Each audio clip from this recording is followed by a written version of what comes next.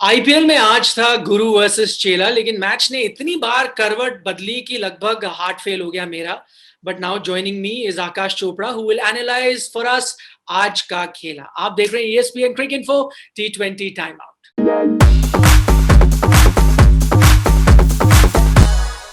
आकाश, सबसे पहले बात करते हैं हम इस बहुत दिलचस्प मुकाबला हुआ। पहली बात तो ये है, काफी इसमें टर्निंग पॉइंट्स हुए, लेकिन वो कैच ड्रॉप के बारे में बात करते हैं। हेटमायर जो अंत तक रहते हैं, कृष्णप्पा गौतम आते हैं फील्ड पर 18वें ओवर में, तब भी 22 रन चाहिए थे, आसान सा कैच छोड़ देते हैं।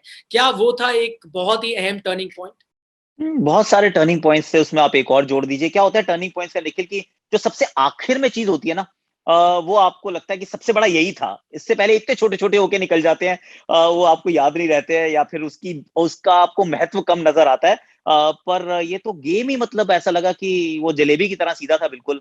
समझ में नहीं आ रहा था कि कहाँ जाएगा। और इतनी गलतियां दोनों तरफ से हो रही थी कि ये भी चुनना मुश्किल हो गया था कि ये एक्चुअली नंबर 1 नंबर 2 का मैच है या फिर नंबर 7 नंबर 8 का मैच है, क्योंकि दोनों टीम्स उस प्रकार से खेली नहीं आज। चलिए ब्रावो के बारे में यहाँ पर बात करते हैं, क्योंकि इस सिचुएशन में एक अगर कोई गेंदबाज है जो आराम से आपको मैच जिता सकता है, वो डीजे ब्रावो है। एक तो हेटमायर ने मैच के बाद कहा कि भाई मैं उनको काफी देखता हूं, हम सीपीएल में भी एक साथ रहते हैं, तो मुझे पता है उनको कैसे खेलना है। दूसरी बात ये कि आज एमएस धोनी ने सिर्फ लास्ट के जो 3 ओवर में से 2 उनको दिए। क्या उससे कुछ फर्क पड़ा कि आप इस सिचुएशन में आते हो, कितने भी अनुभवी हो, थोड़ा तो प्रेशर होता है? देखिए, धोनी को मैं यहाँ ब्लेम नहीं करूंगा for a simple reason Nikhil, क्योंकि वो ना खेल को पढ़ते हैं। और खेल के जब आप पढ़ रहे हैं, आपके पास विकल्प हैं। जरूरी नहीं होता कि अभी एक अच्छा गेंदबाज काम कर रहा है, पर दूसरा एक है जो इससे बेहतर कर सकता है, तो मुझे उसको लाना चाहिए। शार्दुल ठाकुर को जहां उन्होंने गेंदबाजी कराई, शार्दुल के मतलब लॉर्ड के फिगर्स जो है वो आउटस्टैंडिंग है। स्पिनर के फिगर आउटस्टैंडिंग है। जरूरत नहीं थी कि ड्वेन ब्रावो को आप उससे जल्दी बुलाएं, तो वो मुझे नहीं लगता कि कोई गलत उन्होंने निर्णय लिया। पर ड्वेन ब्रावो के साथ एक चीज हो रही है, बड़ी इंटरेस्टिंग है ये आपने शारजा में देखा होगा कि उन्होंने बहुत अच्छी बॉलिंग की। I think almost man of the match जैसी परफॉर्मेंस थी उनकी। पर उसके अंदर भी ना 3 बॉलें उन्होंने, वो एक बॉल जो फेंकी वो सीधा सुरेश रैना फर्स्ट स्लिप के हाथ में गई। एक उन्होंने डाउन द लेग डाली थी, वो धोनी ने डाई मार के बड़ी मुश्किल से रोकी थी। अब यहाँ पे भी आप देख रहे हैं कि वो एक वाइड जो वो पिच पे ही नहीं पड़ी, वो साथ वाली पिच पे जाके पड़ जाती है।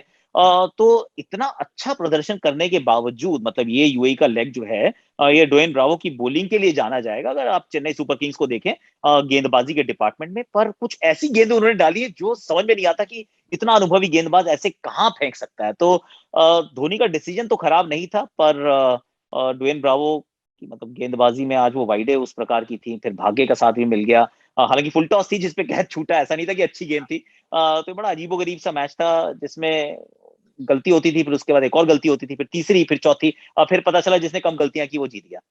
तो हम आपको छोड़ेंगे नहीं, बहुत गलतियां अभी गिनाएंगे दोनों टीमों की। अगली गलती के बारे में बात करें, हालांकि आपने जिक्र भी किया कि शार्दुल ने लगाए थे ब्रेक और अच्छी गेंदबाजी भी उन्होंने की, लेकिन वहां पर एक विकेट जो उन्होंने लिया वो आर अश्विन का था, जो हेटमायर से पहले आते हैं। मुझे पता है वो लेफ्ट हैंडर राइट हैंडर देख रहे हैं आप कॉम्बिनेशन, पर फिर भी एक गेंदबाज को भेजना इतने एक्सपीरियंस बल्लेबाज के से पहले, और खासतौर पर उस बल्लेबाज के पहले जो जानता है कि किस तरह से मैच जिताए जाते हैं। देखिए, मेरे तो समझ के बिल्कुल परे है। पहली बात तो ये left hand right hand combination यही ओवररेटेड है। ये सिर्फ एक जगह, ये मैचअप्स और लेफ्ट हैंड राइट हैंड, ये वहां महत्वपूर्ण होता है जहां ना बॉल टर्न हो रही हो। अब वो टर्न अगर बहुत हो रही है, मान लीजिए शारजा का मैदान है और जबरदस्त कोई ऑफ स्पिनर बॉल डाल रहा है, आप नहीं चाहते कि लेफ्ट हैंडर को एक्सपोज करें, आप चाहते हैं एक राइट हैंडर खेले। और अगर वो ठीक से बैटिंग करता है जैसे अश्विन ने पिछले मैच में की थी, मैच जिताया था, तो आप खेल लीजिए, वेरी वेल प्लेड। लेकिन यहाँ तो बॉल टर्न नहीं हो रही थी। अगर इतनी बॉल टर्न हो रही है और उसमें आपको लगता है कि नहीं वो हेटमैन नहीं खेल पाएंगे और इसके लिए हमें एक राइट हैंडर को भेजना है, तो फिर हेटमैन को मत खिलाइए। उसका सेंस नहीं है, क्योंकि उसके बाद भी तो आप अगर पंत 4 पे खेलते हैं, हेटमैन 5 पे खेलते हैं, अक्षर 6 या 7 पे खेलते हैं, तो ये तो लेफ्टी तो इकट्ठे होने वाले हैं। फिर क्या बार बार आप अश्विन को नंबर 5 पे नंबर 6 पे भेजोगे? अगर यही करना है तो फिर देन चूज अनदर प्लेयर। तो मेरा तो सिर्फ यही रिजर्वेशन है कि ये बहुत ज्यादा ओवररेटेड है और हेटमैन को पहले भी आना चाहिए था, आप भेजते नहीं है। अश्विन को आपने भेजा, अक्षर को मुझे लग रहा था कि अगर भेजना तो अक्षर को ही भेज लेते, क्योंकि अश्विन और अक्षर में से अगर उन परिस्थितियों के लिए अगर किसी को चुनना होता तो मैं अक्षर को चुन लेता एक्चुअली, अश्विन से पहले। पर सबसे पहले हेटमायर, उसके बाद सारे। इसी बीच एक और अगर टर्निंग पॉइंट के बारे में बात करें, मैं जाऊँगा जब ऋषभ पंत बल्लेबाज़ी कर रहे थे, तब मैं सिचुएशन देख रहा हूँ, run a ball actually run a ball से भी कम तब चाहिए था, आपके पास 8 विकेट है। उस ओवर में एक बार आप डाउन द लेग साइड आप आगे आते हो, आप लगभग आउट हो जाते हो। उसके बाद आप एक अगली गेंद पर शॉट ऐसे खेलते हो कि मैंने मैदान से बाहर ही भेजना है। फिर भी आप सीख नहीं लेते, फिर आप वही कोशिश करते हो। अगर आज दिल्ली ये मैच हार जाती, कहीं न कहीं कप्तान खुद बैठ के सोचते कि शायद मैं ईगो पे ज़्यादा खेल रहा था, सिचुएशन पे नहीं। 100% आपने कहा वो अगली गेंद में मैंने वो अगली गेंद पे अगली शॉट मारा था बिल्कुल। और आप पिछला मैच देख लेंगे तो भी यही कर रहे थे। सी दिल्ली मेरे दिल के बड़ी करीब है, अच्छी लगती है हमारी तो स्टेट वाली टीम है तो बहुत अच्छा लगता है कि अच्छा करे।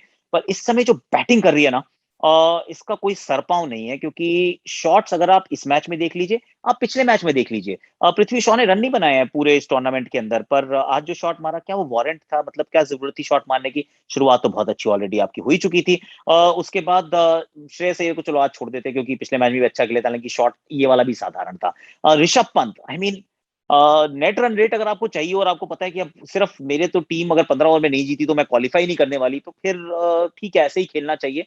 पर ऐसी जरूरत नहीं थी, ऐसी पिछले मैच में भी जरूरत नहीं थी। तो लगातार आप गलतियों पे गलतियां करे जा रहे हैं, कोई वो रन बॉल चाहिए तो भी छक्के का ढूंढ रहे हैं। आई मीन ग्लोरी के लिए जा तो रहे हैं पर ग्लोरी बड़ी मुश्किल से मिल रही है। I am not convinced personally, अगर मैं दिल्ली कैपिटल्स की डगआउट में हूं तो मैं निराश हूंगा, मैं थोड़ा सा परेशान हूंगा कि ये हमारे बल्लेबाज कर क्या रहे हैं। दो दो पॉइंट तो आप ले रहे हो पर कन्विंसिंग जीत आपको एक भी नहीं मिल रही है, और हो सकता है प्लेऑफ में ये जो अभी जो कुछ हो रहा है ये प्लेऑफ में आपको थोड़ा भारी पड़े।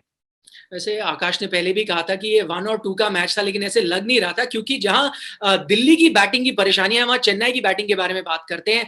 आज ठीक है, मुकाबला क्लोज हो गया, अच्छी गेंदबाजी करी चेन्नई ने, लेकिन ये शायद सब मानेंगे और शायद एमएस धोनी खुद कप्तान के तौर पे मानेंगे कि बिलो पार स्कोर था। माना टफ पिच थी, 136 रन बनाते, लेकिन यहाँ शायद जिम्मेदारी उन्हें खुद लेनी होगी। वो सिचुएशन 66 का स्ट्राइक रेट, 27 बॉल 18 रन, काम हो नहीं रहा। एमएस धोनी कोशिश जरूर कर रहे हैं पर हो नहीं पा रहा है। नहीं हो रहा है, और बिल्कुल ठीक कहा आपने, और मेरे विचार में इसके बाद आप उनको इतनी ऊपर बैटिंग करते हुए भी नहीं देखेंगे। क्योंकि धोनी के बल्ले से बॉल लगे या ना लगे ये मतलब मैटर नहीं करता, as as as regards to कि वो क्या सोचते हैं। तो वो बड़े रियलिस्ट हैं, सच्चाई में विश्वास रखते हैं और आईना देखने से कभी घबराते नहीं है। तो अब आप पाएंगे जब अगली बार ऐसी सिचुएशन आएगी तो वो पहले जड्डू को भेजेंगे, हो सकता है अपने से पहले ब्रावो को ही भेज दें, और बैटिंग करने ना आए, क्योंकि कोशिश कर रहे हैं पर नहीं हो रही है। और ये सच है, इस सच का सामना आपको करना पड़ेगा। थोड़ी सी तो एक्सपेक्टेशन भी थी निखिल, मतलब अपने आप से तो आप झूठ नहीं बोल सकते, और अगर आपको आप 2011 वाले या 2015 वाले महेंद्र सिंह धोनी को 2021 में ढूंढ रहे हैं तो वो होने वाला नहीं है। बतौर कप्तान वो खेलते हैं, बहुत बढ़िया खेलते हैं, इस टीम को उनसे बढ़िया कोई कप्तान मिल नहीं सकता, ये हमने पहले भी डिस्कस किया हुआ है। उनके अलावा ये कोई टीम चला नहीं सकता, वो सब चीजें बराबर है, पर बल्लेबाजी में वो वाली बात नहीं है, और इसकी उनको अच्छी तरह से पहचान भी है। अगली बार नहीं आ पाएंगे उनको ऊपर बैटिंग करते हुए। उनकी पारी देखकर क्या हम राइडू की पारी को शायद थोड़ा ज्यादा अप्रिशिएट करें, क्योंकि कंडीशंस तो टफ थी। एक तो ये पता चल रहा है दिल्ली का बॉलिंग अटैक भी वन ऑफ द बेस्ट है इस आईपीएल में। 5 नंबर पर बैटिंग कर रहे थे राइडू, जो उनकी प्रेफर्ड पोजीशन नहीं है, हमेशा इस सिचुएशन में ही रहते, बावजूद इसके 55 रन बनाते हैं, वो भी काफी तेजी से इस पिच पर। देखिए राइडू ये कमाल कर रहे हैं, एक्चुअली थोड़े से अंडररेटेड प्लेयर हैं, और one of the better players अगर आप पिछले 5 7 8 साल के इतिहास को उठा के देखें। मुंबई जीतता था तो भी इनका प्रदर्शन बहुत अच्छा रहता था, तब भी लाइमलाइट में बाकी लोग रहते थे पर इनका काम अच्छा था। चेन्नई अगर टूर्नामेंट जीता है, एक बार फाइनल में पहुंचता है, तो भी इसके अंदर आप पाएंगे कि राइडू ने अच्छा किया था। और यहाँ पर भी राइडू कंसिस्टेंटली वो अपना योगदान देते जा रहे हैं, जबकि आप उनको सब कुछ कर लेते हैं, आप ऊपर भी कराते हैं, नीचे भी कराते हैं, बीच में भी करा लेते हैं, फिनिशर का रोल भी अदा करते हैं। दैट गेम अगेंस्ट मुंबई जहां पे उन्होंने 27 गेंदों में 72 रन बनाए थे, वो भी आपको याद आएगा, बुमराह को छक्के मार रहे थे कवर्स के ऊपर से। तो ये काम लगातार करते आ रहे हैं और बहुत सारी कमियों को ढक भी रहे हैं, क्योंकि इस लेग में भी कोई बहुत ज्यादा रन मिडिल ऑर्डर ने बनाए नहीं है, पर रायडू का कंट्रीब्यूशन जो है वो थोड़ा सा इधर थोड़ा सा उधर। आज जैसे देखिए, आप पिछले वाले मुकाबले में देखिए, वो आके क्रूशल रन जरूर बनाते हैं। So he is been very very good. Rayudu आपने कहा कि बहुत सारी चीजें ढक लेते हैं, वैसे एक चीज क्या आज जग जाहिर हुई है, मैं यहाँ पर गायकवाड के नजरिए से बात कर रहा हूं। अभी तक तो वो ऐसा था ना, the man can walk on water, कुछ भी कर रहे थे वो सही हो रहा था, लेकिन क्या आज हमें कई थोड़ा सा एक वो खामी नजर आई, वो चिंक इन द आर्मर जिसे हम कहते हैं, कि अगर जेन्युइन पेस होगी, क्योंकि नोकिया ने एक क्लोज कॉल भी हुई जो डीआरएस से बच गए, उसके बाद नोकिया उनका विकेट लेते हैं। क्या आगे आने वाले मैचेस में बाकी टीमें ध्यान रखेंगी कि अगर जेन्युइन पेस बॉलर है तो थोड़ी छोटी डाले उन्हें? देखिए ये मैं थोड़ा आज इस मैच से पहले तो ब्रॉडकास्टर के लिए थोड़े आंकड़े ढूंढ रहा था मैं, उनके कमी ढूंढने का प्रयास कर रहा है, एक गेम प्लान बनाना होता है। तो एक बात ध्यान में आई थी कि एक बार देखते हैं कि इनको कितनी बाउंसर्स डाली गई हैं। तो इस मैच से पहले पूरे आईपीएल के अंदर सिर्फ 3 बाउंसर डाली गई थी उनको, जो कंधे के ऊपर थी, सिर्फ 3। पेस की बात नहीं कर रहा हूँ, सिर्फ बाउंसर जो कंधे के ऊपर थी। तो यहाँ पर वही सोच थी कि आप अगर पेस है तो यार बाउंसर मारो, ट्राई तो करके देखो, जरूरी नहीं है कि आप आउट हो जाएंगे, पर ट्राई जरूर करनी चाहिए, तो 100% ट्राई करनी चाहिए। लेकिन बाउंसर के साथ एक बात है निखिल, बाउंसर पे ना आप सिर्फ तभी आउट हो सकते हैं जब आप शॉट लगाएं। अगर बतौर बल्लेबाज आप सोच लें कि ये वाली बॉल मुझे छोड़ देनी है, और मेरे पास तो बहुत सारे शॉट ऑलरेडी हैं, आप ओवर में सिर्फ एक बाउंसर मार सकते हो, है आपके पास पेस, मार लीजिए। और ये अच्छा बैट्समैन है, ये टेक्निकली कॉम्पिटेंट बैट्समैन है, ये कोई कंपल्सिव नहीं है कि बॉल दिखी और घूमना जरूरी है। बहुत अच्छी फॉर्म में तो जैसे आपने कहा ना, पानी पे चल जाते हैं, तो खुद को भी महसूस होता है कि मैं चल जाऊंगा, लेकिन एक आधी बार आउट होते हैं, आप कहते हैं चल छोड़ यार, अगली बार बाउंसर को छोड़ दूंगा, कंधे से नीचे होगी तो शॉट मार दूंगा। और तीसरी बात कि इतना पेस है किसके पास, होगा तो बाउंसर डालोगे ना, आज अगर इतने पेस वाले बॉलर्स ही नहीं है तो फिर पिटाई खाओगे। आकाश, बहुत बहुत शुक्रिया इस पूरी चर्चा के लिए। तो आप देख रहे थे ESPN cricket info T20 time out.